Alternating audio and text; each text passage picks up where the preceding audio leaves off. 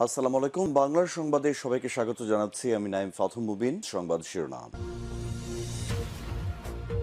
ইন্নালিল্লাহ, আবারও মধ্যপ্রাচ্যে ভয়াবহ তৃতীয় বিশ্বযুদ্ধ শুরু হয়ে গেছে। দখলদার ইসরায়েলি বাহিনী এবং মার্কিন যুক্তরাষ্ট্রকে কোনোভাবেই ছাড় দেওয়া হচ্ছে না। চলছে হামলার পর হামলা। আর এরই মাঝে আমাদের হাতে এসে পৌঁছেছে যুদ্ধের সর্বশেষ গুরুত্বপূর্ণ সবথেকে তাজা আপডেট সংবাদ আপনাদের জানিয়ে দিব। প্রথমেই জানিয়ে দিব, ইরান ইস্যুতে ট্রাম্পের সামনে শুধু দুইটি পথ খোলা, খারাপ বা আরও খারাপ, জানালো আইআরজিসি। ইরানের ইসলামী বিপ্লবী গার্ড বাহিনীর একজন শীর্ষস্থানীয় কমান্ডার বলেছেন যে ইরানকে ঘিরে মার্কিন প্রেসিডেন্ট ডোনাল্ড ট্রাম্পের সামনে কোনো ভালো পরিকল্পনা নেই। তাকে হয় খারাপ নয়তো আরও খারাপ পথের মধ্যে একটি বেছে নিতে হবে। আজ আইআরজিসির সেনাবাহিনী প্রধানদের সঙ্গে কথা বলার সময় তিনি এমন কথা জানিয়েছেন।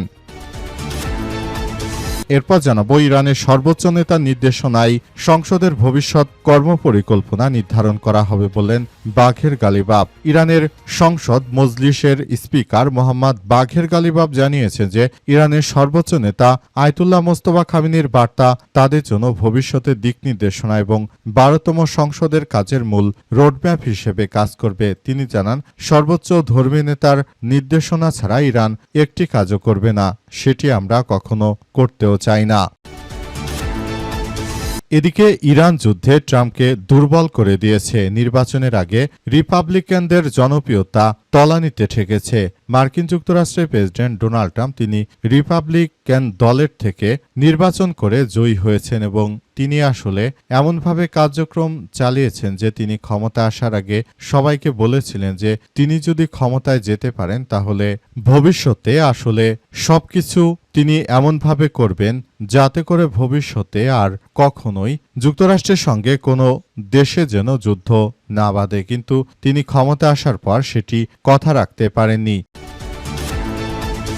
জানাবো, তৃণমূলের সংসদীয় দলের বৈঠক বাতিল, ৮০ বিধায়কের মধ্যে উপস্থিত মাত্র ১৮ জন। ভারতের পশ্চিমবঙ্গের রাজধানী কলকাতায় তৃণমূল কংগ্রেসের সংসদীয় দলের ডাকা গুরুত্বপূর্ণ এক বৈঠকে পর্যাপ্ত বিধায়ক উপস্থিত না হয় বৈঠক বাতিল করা হয়েছে। ৮০ জন বিধায়কের মধ্যে মাত্র ১৮ জন কালীঘাটের মমতা বন্দ্যোপাধ্যায়ের বাসভবনে আয়োজিত ওই বৈঠকে উপস্থিত হন।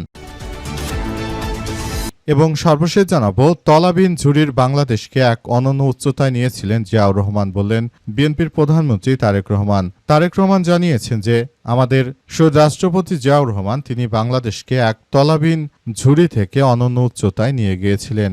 সবাই বলেছিল বাংলাদেশ আর ঘুরে দাঁড়াতে পারবে না, কিন্তু জিয়াউর রহমানের হাত ধরে বাংলাদেশ ঘুরে দাঁড়িয়েছে। প্রিয় দর্শক, এতক্ষণ শুনছিলেন সংবাদ শিরোনাম, এবারে বিস্তারিত।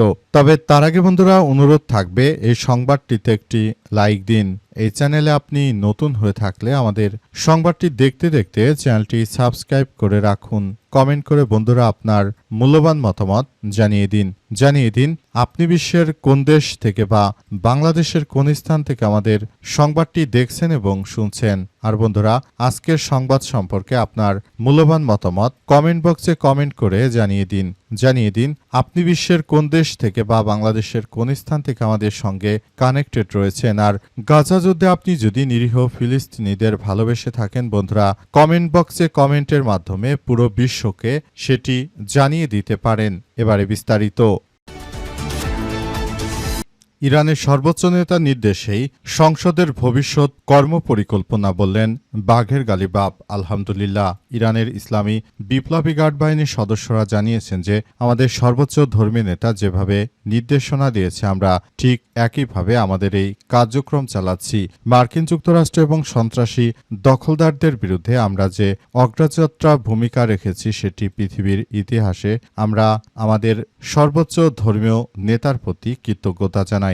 আমরা এও জানাই যে যাতে করে ভবিষ্যতে কখনো এই দখলদারেরা আমাদের রাষ্ট্রের দিকে চোখ তুলেও না তাকাতে পারে, তাই তাদের বিরুদ্ধে আমাদের এই তীব্র আক্রমণ অব্যাহত থাকবে বলে জানিয়েছে তারা। ইরানের পার্লামেন্টের স্পিকার বাঘের গালিবাফ আরও জানিয়েছেন যে মার্কিন যুক্তরাষ্ট্রের সন্ত্রাসী বাহিনী তারা ইরান শুরু থেকে আলোচনা করছিল, কিন্তু তারপরও আমাদের উপর যে অনাকাঙ্ক্ষিত আক্রমণের ঘটনা ঘটিয়েছে সেই বিষয়টি আসলে কোনোভাবেই গ্রহণযোগ্য হতে পারে না। সেজন্য আমরা মূল বিষয়গুলোকে খুবই গুরুত্ব সহকারে দেখছি। আমরা মনে করি মার্কিন যুক্তরাষ্ট্র শুরু থেকে যে ধরনের অন্যায় ও সন্ত্রাসী কার্যক্রম আমাদের উপর চাপিয়েছে, এটা পৃথিবীর ইতিহাসে এক বিরল ঘটনা এবং এই ঘটনার মধ্য দিয়ে আমরা মূলত বলতে চাই যুক্তরাষ্ট্র আমাদের উপর যেটা করেছে সেটা অন্যায় করেছে।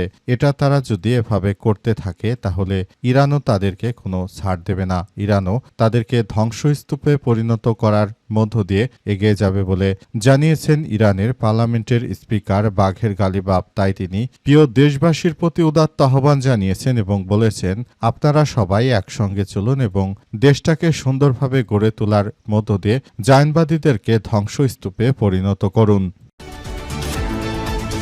ইরান ইস্যুতে ট্রাম্পের সামনে শুধু দুটি পথ, খারাপ বা আরও খারাপ বললেন আইআরজিসি জেনারেল। ইরানের ইসলামী বিপ্লবী গার্ড বাহিনী বা আইআরজিসির একজন শীর্ষস্থানীয় কমান্ডার বলেছেন যে ইরানকে ঘিরে মার্কিন প্রেসিডেন্ট ডোনাল্ড ট্রাম্পের সামনে কোনো বিকল্প নেই। তাকে হয় খারাপ নয়তো আরও খারাপ পথের মধ্যে একটি বেছে নিতে হবে। আজ আইআরজিসির রাজনৈতিক বিষয়ক উপপ্রধান ব্রিগেডিয়ার জেনারেল আবদুল্লাহ জাওয়ানি তিনি জানিয়েছেন, যুদ্ধে ট্রাম্পের পরাজয় এখন সবার কাছে স্পষ্ট। তার সামনে এখন দুটি পথ খোলা, হয়তো খারাপ পথ অথবা ভালো পথ। জাওয়ানি জানিয়েছেন যে মার্কিন যুক্তরাষ্ট্রের প্রেসিডেন্ট ডোনাল্ড ট্রাম্প তিনি ইরানের বিরুদ্ধে মূলত যে সন্ত্রাসী কার্যক্রম শুরু করেছিলেন সেটি আসলে ইরান পুরোপুরি ধ্বংসস্তূপে পরিণত করেছে। এর ফলে হয়েছে কি, ইরান আসলে এখন নিজেরা পুরো বিশ্বের বুকে নিজেদেরকে প্রতিষ্ঠিত করে ফেলেছে। আর অপরপক্ষে এই জায়নবাদী সন্ত্রাসীরা তারা কিন্তু আসলে কোনো কিছুই করতে পারেনি। তারা একরকম ব্যর্থতার পর্যবস্তুতে পরিণত হয়েছে। তাদের অবস্থা হয়েছে এমন, তারা আঙ্গুর ফল টক সেটি বলার আগে আঙ্গুর ফল খেতে গিয়েছিল, কিন্তু সেখানে কাটার আঘাত পাওয়ার পর তারা মূলত এই ধরনের সন্ত্রাসী কার্যক্রমগুলো চালাচ্ছে বলে জানান তিনি। তিনি আরও জানান, পুরো বিশ্বকে বলতে চাই জায়নবাদী দখলদারদের বিরুদ্ধে পৃথিবীর ইতিহাসে সবথেকে এবং কার্যকরভাবে ভূমিকা পালন করতে হবে। তৃণমূলের সংসদীয় দলের বৈঠক বাতিল, ৮০ বিধায়কের মধ্যে উপস্থিত মাত্র ১৮ জন। ভারতের পশ্চিমবঙ্গের রাজধানী কলকাতায় তৃণমূল কংগ্রেসের সংসদীয় দলের ডাকা গুরুত্বপূর্ণ এক বৈঠক পর্যাপ্ত বিধায়ক উপস্থিত না হয় বাতিল করা হয়েছে। ৮০ জন বিধায়কের মধ্যে মাত্র ১৮ জন উপস্থিত হন। কালীঘাটিতে মমতা বন্দ্যোপাধ্যায়ের বাসভবনে আয়োজিত ওই বৈঠকে উপস্থিত হন মাত্র ১৮ জন। দলীয় সূত্র থেকে বলা হয়েছে যে রবিবার এই বৈঠক ডেকেছিলেন তৃণমূল পরিষদের দলের নেতা শোভনদেব চট্টোপাধ্যায়। বৈঠকের গুরুত্ব বাড়াতে মমতা বন্দ্যোপাধ্যায়ের উপস্থিতিও প্রত্যাশা করা হয়েছিল, তবে পর্যাপ্ত সংখ্যক বিধায়ক না আসায় কোরাম পূরণ হয়নি এবং শেষ পর্যন্ত বৈঠকটি বাতিল করে দেওয়া হয়েছে। বিশেষ করে ভারতের হিন্দুত্ববাদী নরেন্দ্র মোদী যখনই ক্ষমতায় এসেছে পশ্চিমবঙ্গে বিশেষ করে মুসলিমদেরকে টার্গেট করে তারপর আক্রমণ চালানো হচ্ছে। সন্ত্রাসী নরেন্দ্র মোদী ক্ষমতায় আসার পরই মুসলিমদের পবিত্র ধর্মীয় উৎসব ঈদুল আজহাকে পালন করতে দেয়নি। তারা পশু কোরবানির মতো গুরুত্বপূর্ণ বিধানগুলোকে বাতিল করে দিয়েছে ভারতের এই হিন্দুত্ববাদী নরেন্দ্র মোদী। নরেন্দ্র মোদী সন্ত্রাসী শুরু থেকে যেভাবে কার্যক্রম শুরু করতে চেয়েছিলেন, কিন্তু বাস্তবতা অনেক কঠিন হিসেবে আবির্ভূত হচ্ছে। নরেন্দ্র মোদী সন্ত্রাসী শুরু থেকে যে ধরনের কার্যক্রম তিনি আসলে চালিয়েছেন সেটি পৃথিবীর ইতিহাসে এক বিরলতম ঘটনা হিসেবে আবির্ভূত হয়েছে। নরেন্দ্র মোদী এই কুখ্যাত সন্ত্রাসীর কারণে মূলত ভারতে একরকম দাঙ্গা বেঁধে যাওয়ার উপক্রম হয়েছে। ইরান যুদ্ধ ট্রাম্পকে দুর্বল করে দিয়েছে। নির্বাচনের আগে রিপাবলিকানদের জনপ্রিয়তা কমছে।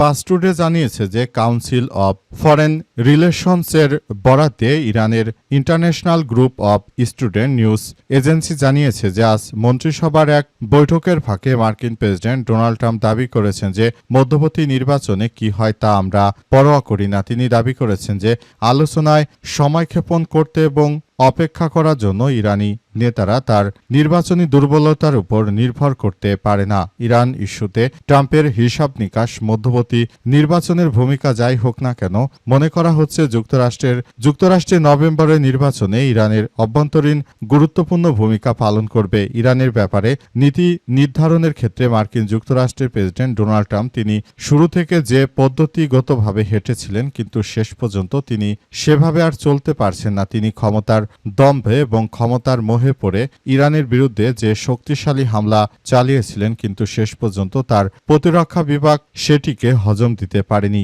মার্কিন যুক্তরাষ্ট্রের প্রেসিডেন্ট তিনি নিজ দেশের মধ্যেই জনগণের কাছে ব্যাপক রোষানলে পড়েছে। পাশাপাশি তার দল রিপাবলিকান পার্টি, তারা মার্কিন যুক্তরাষ্ট্রের একটি জনপ্রিয়তার থেকে এখন তাদের জনপ্রিয়তা তলানিতে ঠেকে গেছে। তাই আগামী মধ্যবর্তী জাতীয় সংসদ নির্বাচনে ডোনাল্ড ট্রাম্পের দল তীব্র বেগে হেরে যাবে বলে এমনটা আশা প্রকাশ করা হচ্ছে। এমনকি জনগণ তাদের কোনো কথাই শুনছে না। বিশেষ করে ট্রাম্পকে ক্ষমতা আনার পর থেকে সারা দেশ জুড়ে যেভাবে জ্বালানি তেলের দাম বৃদ্ধি পাচ্ছে, এটি পৃথিবীর ইতিহাসে সবথেকে এক ভয়াবহ কার্যক্রম। এবং এই ধরনের কার্যক্রম চালিয়ে মূলত আমরা শুরু থেকে বলতে চাই যে বিষয়গুলোকে খুবই গুরুত্ব সহকারে দেখভাল করা উচিত, কিন্তু শেষ পর্যন্ত বিষয়গুলো ভিন্ন দিকে যাচ্ছে বলে এমন তথ্যই সামনে এসেছে।